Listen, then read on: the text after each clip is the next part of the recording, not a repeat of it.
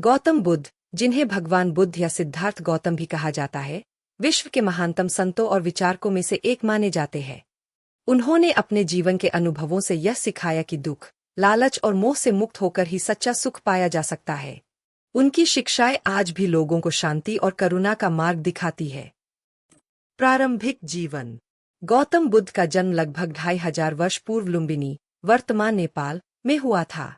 उनके पिता का नाम शुद्धोधन और माता का नाम माया देवी था। राजकुमार सिद्धार्थ का जन्म शाक्य कुल में हुआ, इसलिए उन्हें शाक्य मुनि भी कहा जाता है। जन्म के कुछ दिनों बाद ही उनकी माता का देहांत हो गया और उनका पालन पोषण उनकी मौसी महामाया ने किया। राजमहल में सिद्धार्थ को हर प्रकार का सुख सुविधा दिया गया।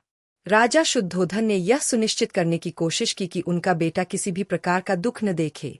वे चाहते थे कि सिद्धार्थ बड़े होकर एक महान राजा बने। जीवन का मोड़।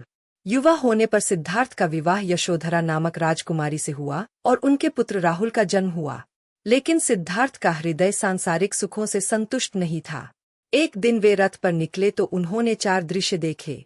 एक बूढ़ा आदमी, 2 एक बीमार व्यक्ति, 3 एक शव, 4 और एक साधु। इन दृश्यों ने उन्हें झकझोर दिया। उन्हें पहली बार एहसास हुआ कि जीवन क्षणभंगुर है और हर व्यक्ति को वृद्धावस्था, बीमारी और मृत्यु का सामना करना पड़ता है। तभी उनके मन में सच्चाई की खोज की तीव्र इच्छा उत्पन्न हुई। संन्यास और साधना। 29 वर्ष की आयु में सिद्धार्थ ने राजमहल, परिवार और वैभव छोड़कर संन्यास ले लिया। वे जंगलों में गए और विभिन्न साधुओं और आचार्यों से शिक्षा ली। उन्होंने कठोर तपस्या भी की, लेकिन अत्यधिक कष्ट देने से भी उन्हें सत्य का ज्ञान नहीं हुआ। तब उन्होंने समझा कि न तो अत्यधिक सुख में और न ही अत्यधिक दुख में ज्ञान मिल सकता है, बल्कि मध्यम मार्ग ही सही है। ज्ञान की प्राप्ति। अंतः वे बिहार के बोधगया में एक पीपल के वृक्ष के नीचे ध्यान करने बैठे और संकल्प लिया कि जब तक सत्य की प्राप्ति न होगी तब तक उठेंगे नहीं।